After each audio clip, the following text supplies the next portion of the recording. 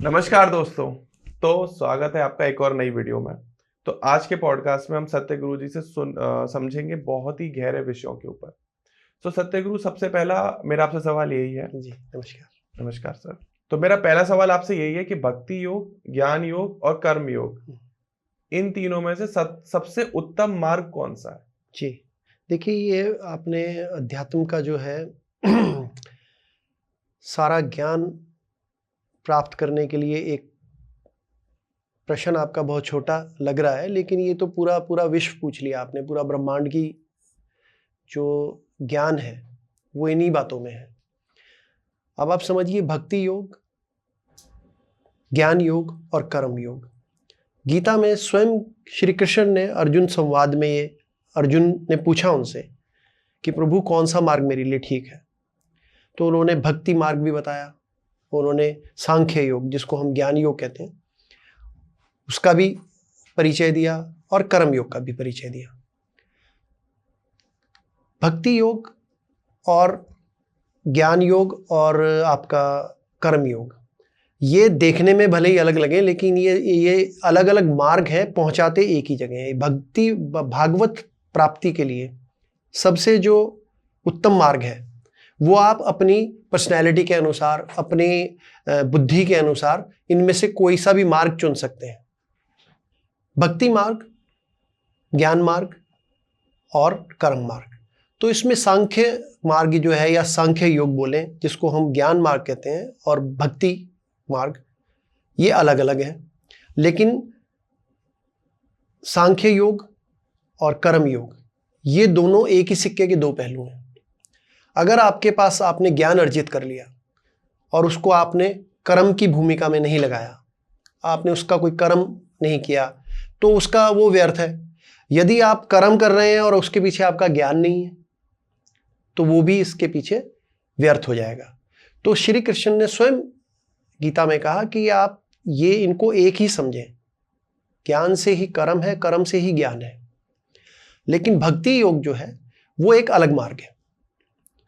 भक्ति योग में अर्जुन ने फिर कहा कि मैं तो कंफ्यूज हूं, आप कभी भक्ति मार्ग की बात करते हो, कभी सांख्य योग की बात करते हो, कभी कहते हो कि जी वैराग्य ले लो, कभी कहते हो धनुर आप उठाएं और धनुष से और संहार करें पापियों का। तो मैं कंफ्यूज हो गया हूं बहुत ज्यादा, मुझे कौन सा श्रेष्ठ मार्ग है वो बताएं। जी। तो श्री कृष्ण ने कहा कि जो सबसे श्रेष्ठ मार्ग मुझे लगता है, जो मेरा सबसे प्रिय मार्ग है, वो मार्ग कर्म योग का है। कर्म योग के मार्ग पे चल के ही आपकी जो है मुक्ति संभव है। भक्ति योग भी एक मार्ग है, लेकिन कृष्ण का प्रिय मार्ग कर्म मार्ग है, कर्म योग बोलते हैं आप उसको। तो इस तरीके से ये तीनों मार्ग जो है ले जाते भगवती प्राप्ति के लिए हैं। भगवत प्राप्ति को जाने के अलग अलग मार्ग हैं। आपको जो भी आपको सूट करता है, जो भी सूटेबल है आपके लिए, आपकी लाइफस्टाइल से जो ज़्यादा आप प्रभावी तरीके से कर सकें, तो आप वो लेके उस मार्ग से आप पहुंच सकते हैं। भाई ये माध्यम है सिर्फ, ठीक है ना। दूसरी चीज क्या है, भक्ति योग का जो है आजकल के समय में कुछ थोड़ा सा गलत तरीके से उसको प्रसारित किया जा रहा है। कुछ व्यासपीठ का पे बैठ के और इस तरह की बातें करते हैं कि वो भक्ति योग को सिर्फ कुछ ना काम करने का तरीका बताते हैं कि आपने कुछ नहीं करना है, जो कुछ करेंगे प्रभु करेंगे, आप सिर्फ भक्ति में लीन रहिए, या केवल नाम जप कीजिए, या केवल गुरु नाम जप कीजिए, और सुबह शाम भजन कीर्तन करते रहिए, आपके अपने आप ही सारे काम ठीक होने लगेंगे। ये लोगों को जो है गलत शिक्षा दी जा रही है। बिना कर्म करे, सिर्फ स्वयं कृष्ण ने कहा है गीता में कि बिना कर्म किए तो हमारा शरीर भी निर्वाह नहीं कर सकता। सही बात है। हमें उठ के कुछ करना पड़ता है, चलते हैं, हम लेटे रहते हैं तो भी हमारे विचार चलते रहते हैं, उसके अकॉर्डिंगली हम काम नहीं करेंगे तो हमारा तो सब खत्म हो जाएगा। तो भक्ति योग जो है, भक्ति कर्म जो है, उसका एक समय होना चाहिए। जैसे हमारे 4 आश्रम हैं, वेदों से सब, ये वेदों से ही ये ज्ञान आया है। 4 आश्रम है। पहला ब्रह्मचर्य आश्रम है, दूसरा गृहस्थ आश्रम है, फिर आपका जो है वानप्रस्थ आश्रम है, और फिर संन्यास आश्रम है। तो जो वानप्रस्थ और संन्यास आश्रम है उसमें भक्ति योग सबसे उत्तम फल देता है। पहला जो हमारा ब्रह्मचर्य आश्रम है वो सेलिबेसी नहीं है, उसमें आपको ज्ञान अर्जित करना है। सब चीज़ों से माइंड डाइवर्ट करके एक बच्चे को केवल ज्ञान अर्जित करने के लिए, केवल उसको जो है पूरे समाज को समझने के लिए, प्रैक्टिकल ज्ञान सीखने के लिए, वो सब करना 25, 26, 27 साल की आयु तक, वो वेदों में लिखा है कि उसको ब्रह्मचार्य आश्रम बोला गया। उसके बाद फिर गृहस्थ शुरू होता है जिसको सबसे उत्तम आश्रम बोला गया। उसमें आपको सीखने के अलावा सिखाना भी है। उस जो आपने सीखा है उसको प्रैक्टिकल समाज में करना है, समाज की मदद भी करनी है, समाज से मदद भी लेनी है। तो सारा ताना बाना जो बुना गया है वो बिल्कुल एक सिस्टमेटिकल जो है टाइम टेबल इंसान को दिया गया है कि आप इस हिसाब से जिएंगे तो आप बड़ा सुखमय जीवन जिएंगे। ठीक है ना। तो अब वो क्या, उसमें दिक्कत क्या आ रही है कि अगर आप बचपन में ही बच्चे को भक्ति योग में डाल दें, और भक्ति योग का एक जो सबसे बड़ी मैं मानता हूं कमी है, अगर वो गलत समय पे किया जाए, कि भक्ति योग में व्यक्ति जो है बिल्कुल निष्क्रिय हो जाते हैं, सब कुछ भगवान पे छोड़ देते हैं कि जो है भगवान ने ही करना है। मतलब कि अगर मैं इसको थोड़े हार्श वर्ड्स में कहूं तो भगवान को एक तरह से अपना नौकर बना लेते हैं। हाँ, वो कहते हैं भाई आप भक्ति करेंगे हम तो भगवान हमारे दास हो जाएंगे, और वो दास से क्या क्या काम कराएंगे, छोटे छोटे काम, कि हमारे किसी से झगड़ा हो गया वो निपट जाए, वो भगवान आके करेंगे। हमारे पर कोई अटैक करने आ गया तो भगवान की आराधना करो, वो करेंगे। हमें कोई काम नहीं करना पड़ेगा, हमारे सब काम खुद बनेंगे। हम एक जगह बैठ के बस भक्ति योग में लीन हो जाए तो सारे काम हमारे खुद होते चले जाएंगे। एक तरह से जादू हो जाएगा हर जगह।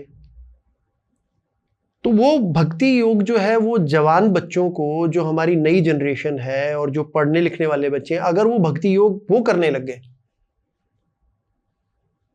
जो कुछ पंथ समुदाय उसको प्रमोट कर रहे हैं, उनको बाहर से फंडिंग भी आ रही है, क्योंकि ये भी देश को अंदर से खोखला करने का एक प्रयास है कि भाई आप कैसे बिना लड़े जीतना है। अभी 700-800 साल का जो हमारा इतिहास रहा है उसमें जब जब भक्ति योग की प्रबलता हुई है, बाहर से आक्रांता आए, उन्होंने कब्जा कर लिया, देश गुलाम बनाए। हाँ, क्योंकि आप उसका रिवॉल्ट नहीं करें ना, उन्होंने, आप बैठे हैं कि भाई हमारा तो जो कुछ करेगा परमात्मा आएगा, भगवान आएगा, कोई ऐसा अवतार आएगा जो आएगा हमारी जगह लड़ेगा। जबकि कृष्ण जी ने स्पष्ट गीता में उपदेश दिया है, सारे समाज को समझाया है कि भाई आपको कर्म खुद करना पड़ेगा। मैंने तो ये सृष्टि आपको दे दी, मैं तो बैठ के देख रहा हूं बस कि आप क्या कर सकते हैं, इसमें से क्या ले सकते हैं। आनंद लेना है तो आनंद ले लो, कष्ट लेने तो कष्ट ले लो। उन्हें तो हमें ये गिफ्ट दे दिया, ये सृष्टि हमें गिफ्ट दिया है, अब इसको जैसे भी हम भोगेंगे वो हमारे ऊपर है। अब जवान बच्चा अगर भक्ति योग में, भक्ति रस में लग गया तो आप समझ के चलिए कि ज्यादा लोग अगर इस भक्ति उसमें ज्यादा अपना समय देने लगे तो देश की प्रगति रुक जाएगी। बिल्कुल, ठीक है ना। तो ये समय, इसका एक समय है, निर्धारित समय है। मैं भक्ति योग की आलोचना नहीं कर रहा हूं, मैं भक्ति योग का केवल समय बता रहा हूं कि किस समय में भक्ति योग होनी चाहिए, किस समय में कर्म योग होना चाहिए। और ज्ञान योग तो कर्म योग के साथ चलता ही है। तो मेन योग तो बहुत सारे हैं, लेकिन मेन दो जो योग जिनका जिक्र आपने किया तो वो ये है कि एक तो भक्ति योग और एक ये कर्म योग और सांख्य योग, ज्ञान योग जिसको कह लेगा। तो इसका समय है, सही समय पे किया जाए, सही समय पे किया जाए। भक्ति योग जब आप सब अपने सभी कर्मों से, अपने सभी कर्तव्यों से, आप बाल बच्चे हो चुके हैं आपके, आप सेवानिवृत्त हो चुके हैं, आप अपने सारे कर्मों का, अपने माता पिता के कर्तव्यों का निर्वाह कर चुके हैं, आप अपने बच्चों को सेटल कर चुके हैं, उसके बाद आप भक्ति योग करें, वो आपके लिए उत्तम है। लेकिन आप, बहुत सारे बच्चे ऐसे हैं जो घर छोड़ के आश्रमों में जा रहे हैं। बिल्कुल जा रहे हैं आज के टाइम में, 18-18 साल 20-20 साल के बच्चे, उससे भी छोटे आयु के। अब वो वहां जाके भक्ति योग में देश को क्या दे रहे हैं? देश के प्रति भी तो हमारा कोई कर्तव्य है। हम सिर्फ ये तो नहीं कह सकते ना कि जी हम तो परमात्मा में लीन हो रहे हैं और देश से हमें कोई लेना देना नहीं है। अगर ऐसी विचारधारा से कोई भी पंथ चल रहा है तो उसको ये सोचना चाहिए कि वो देश के लिए कितने घातक हो सकते हैं। और जो आसपास के हमारे दुश्मन देश हैं या और जो हमें पसंद नहीं करते या जो हमारी संपदाओं को लूटना चाहते हैं, उनके लिए तो बढ़िया है ना कि निष्क्रिय रहे व्यक्ति। जब हम अटैक करें तो वो भाग के मंदिरों में घुस जाएं, अपने घरों में घुस जाएं और हम कुछ भी करें। अब जो हमारे देश की स्थिति है, एग्जाम्पल इजराइल का ले लीजिए आप। इजराइल कोई खुशी में थोड़ी लड़ रहा है, अपने अस्तित्व की लड़ाई है उसकी। चारों तरफ 5-7 मुसलमान देशों से घिरा हुआ है, वो उसको खत्म करना चाहते हैं। पिछले 10, 12, 15, 20 साल में उनकी 3-4 करोड़ आबादी से 60 लाख रह गई है। लेकिन लड़ रहे हैं। क्या करेंगे? ऑप्शन नहीं है। आप क्या करेंगे? बीइंग ए इंडियन, हिंदू, सनातनी, आप क्या करेंगे? लड़ेंगे। अभी आपके सामने लाइव एग्जांपल्स चल रहे हैं। आप बंगाल देख लो, कश्मीर, बांग्लादेश देख लो, आप कश्मीर में देखो, नाम पूछ पूछ के गोलियां मार रहे हैं। और इससे ज्यादा ओपन साइन क्या मिलेगा? घर में लेटर थोड़ी भेजेंगे आपको। सही बात है भाई, मीडिया पे स्पष्ट कह रहे हैं, भाई नाम क्या है तेरा? अच्छा, हिंदू है, गोली मारो। सनातनी है, गोली मारो। पूछ पूछ के मार रहे हैं। तो ये, और अब वो सेकुलर के सूरमा कोई नहीं बोल रहा। अब कोई मौलवी, कोई इनका जो है मुफ्ती उठ के नहीं आ रहा है कि नहीं ये गलत हो रहा है। कहते हैं कि धर्म नहीं है, कहते हैं कि टेररिज्म का कोई धर्म नहीं है। धर्म है भाई, टेररिज्म का पूरे वर्ल्ड के अंदर मुसलमान धर्म है। इसको एक्सेप्ट क्यों नहीं कर रहे हैं हम? पता नहीं। आप बताएं पूरे वर्ल्ड में, आप बताएं कौन सा ऐसा देश है जो इन हरकतों से परेशान नहीं है। यूरोप ने तो डिक्लेयर कर दिया, अमेरिका ने डिक्लेयर कर दिया, बाहर निकालो इनको, हम नहीं ले रहे हैं। इवन सऊदी अरब तक जो है पाकिस्तान के लोगों को या इस तरह के लोगों को बाहर निकाल रहा है। स्पेशली वो कह रहे हैं कि भाई हमें शांत लोग जैसे सनातनी जो है, इंडियंस लोग, ये भेजो हमारे पास कार्य करने के लिए, हम इनसे कोलैबोरेशन करना चाहते हैं। क्योंकि इसका मेन रीजन इनके जो है कर्म योग में छुपा है।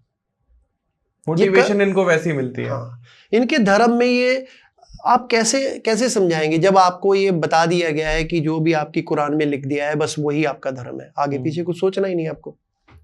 तो फिर आप कैसे ये सोच रहे हैं कि जब उसमें जिहाद का मतलब दूसरे को मारना ही लिखा है, तो आप एक दिन अपने प्यार से, अपने अच्छे व्यवहार से कैसे जीत लेंगे आप?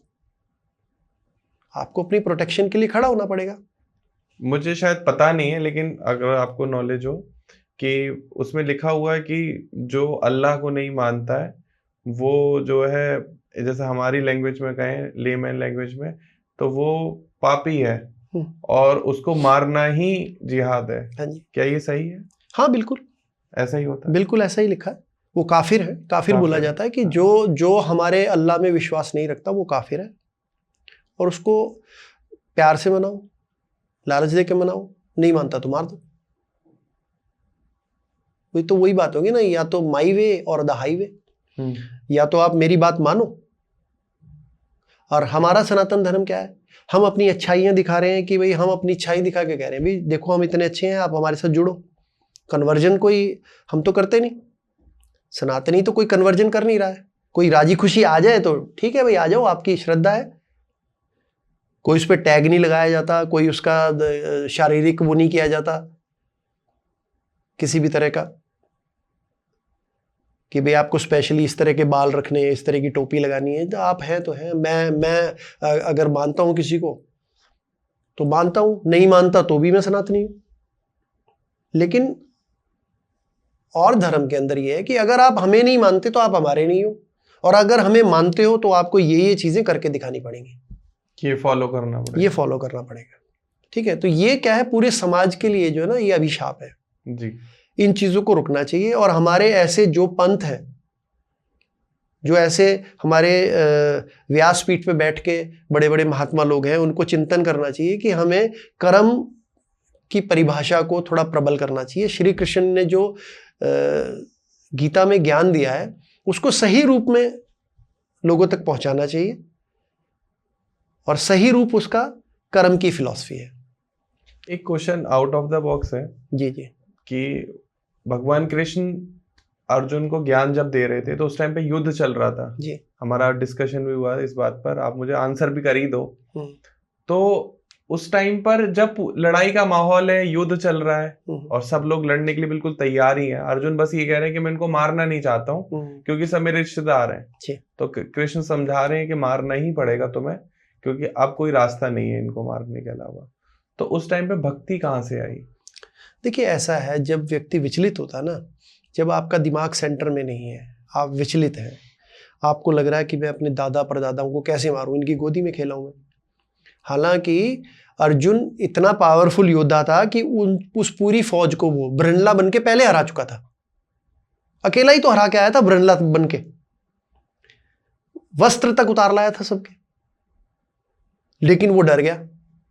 अब ऐसे योद्धा के पीछे जो फौज खड़ी है वो तो ऑटोमेटिकली डरेगी। जब आगे वाला जो हमारा सेनापति है या जो लीड कर रहा है, जिस पे हमें भरोसा है, वही अगर कायरता दिखा रहा है तो फौज कैसे लड़ेगी? तो वो उस कंफ्यूजन में तरह तरह की बातें पूछ रहा है, क्वेश्चंस में से क्वेश्चन पूछ रहा है। जैसे आपके मन में एकदम ये क्वेश्चन आया, आपने मुझसे पूछा, तो हम बात भक्ति योग और उसकी कर रहे थे, और हम हो सकता है कुछ और डायरेक्शन में चले जाएं, फिर कुछ और में चले जाएं। हाँ, फिर हम घूम के फिर थोड़ी देर में आना हमें वहीं पड़ेगा कि मेन तो युद्ध करना है। तो उसने पूछा, अर्जुन ने ये कई क्वेश्चंस किए कि भाई मेरे तो हाथ पर स्टिल पड़ गए, मैं कैसे लड़ूं, मुझसे तो नहीं लड़ा जा रहा। तो कृष्ण भगवान जो है उसको समझा रहे हैं, उसका मानसिक संतुलन ठीक करने के लिए उसको समझा रहे हैं डिफरेंस क्या है। जैसे मैं आज आपको ये समझाने का या अपने दर्शकों को ये इस माध्यम से समझाने का प्रयास कर रहा हूं कि भक्ति योग कब ठीक है। भक्ति योग युद्ध के दौरान ठीक नहीं है। अब इजराइल जो है पूरा भक्ति योग में लग जाए और सब कुछ छोड़ के कहे कि हमारा कोई ऊपर से पीर पैगंबर आएगा और वो बचाएगा हमें, तो उसका क्या होना है? अब ये जो हमारे राज्यों में हो रहा है, बांग्लादेश में हो रहा है, बंगाल में हो रहा है, पास के देश में, और ये जम्मू कश्मीर में जो हुआ है, तो इसमें आप भक्ति योग क्या करेगा? भक्ति योग जो है एक समय पे किया जाता है, जब सुख शांति है, जब आपकी उम्र हो चुकी है। अब कोई 70 साल का व्यक्ति तो युद्ध करने नहीं जाएगा ना। सही बात है। तो वो भक्ति योग करे, उसके मन को शांति मिलेगी, उसका आगे का जो मार्ग है वो भगवत प्राप्ति करना चाहता है तो वो चले, उसके लिए बड़ा सुंदर समय है। इधर उधर दिमाग नहीं भटकेगा, क्रोध नहीं आएगा देख के नई जनरेशन ये कर रही है वो कर रही है, वो अपने उसमें रहेंगे, ध्यान में रहेंगे अपना, उनका भी जीवन सुंदर होगा जी। ठीक है ना। तो ये समझाने के लिए एक भक्ति योग का बहुत ज्यादा उसमें वो नहीं दिया गया है, बताया गया है कि भाई भक्ति योग है, मार्ग कौन कौन से हैं। क्या ये भी सत्य हो सकता है कि गीता में भक्ति योग हो ही ना, ये बाद में डाला गया हो? क्योंकि अभी मैंने एक पॉडकास्ट किया था तो उन्होंने बताया कि जो कलम है या जो स्याही है या जो पेपर है, ये तो ध्रुव अभी आया है 150-200 साल पहले। पहले कहाँ था? पहले तो लिपि भी अलग थी, ये हिंदी संस्कृत जो है, संस्कृत थी, हिंदी नहीं थी। तो ये जो अभी अभी एकदम मॉडर्नाइजेशन पिछले 50-60 सालों में हुआ है जी जी, तो क्या ऐसा पॉसिबल है कि भक्ति योग हो ही ना उसमें? नहीं, पॉसिबल भी है इसमें। आप ये देखिए, हमारे यहाँ ना श्रुति चलती है। श्रुति का मतलब हमें याद कंठस्थ से करवाया जाता है। अभी भी साउथ इंडिया में बहुत सारे ऐसे परिवार हैं जिनको गांव खाने पीने का राशन देता है और उनके भरण पोषण के लिए सामग्री देता है, और उनका सिर्फ ये काम है कि वो वेदों को, ग्रंथों को कंठस्थ से करते हैं, इनको श्रुति बोला गया है। तो ये हमारी पुरानी परंपरा रही कि सालों साल जो है हम याद करते आए हैं। लेकिन ये जो 500-700 साल का बीच में युद्ध का वो रहा ना माहौल, इसमें बहुत सारे ऐसे आक्रांता आए जिन्होंने ये देखा कि इनका तो धर्म बड़ा रिच है। जैसे तक्षशिला यूनिवर्सिटी जला दी। क्यों जला दी? क्या भाई, क्या नुकसान दे रही थी आपको? नालंदा जला दी भाई, आपने सब पे कब्जा तो कर ही लिया था। तक्षशिला और नालंदा, ये यूनिवर्सिटी जला दी इन्होंने, खत्म कर दी।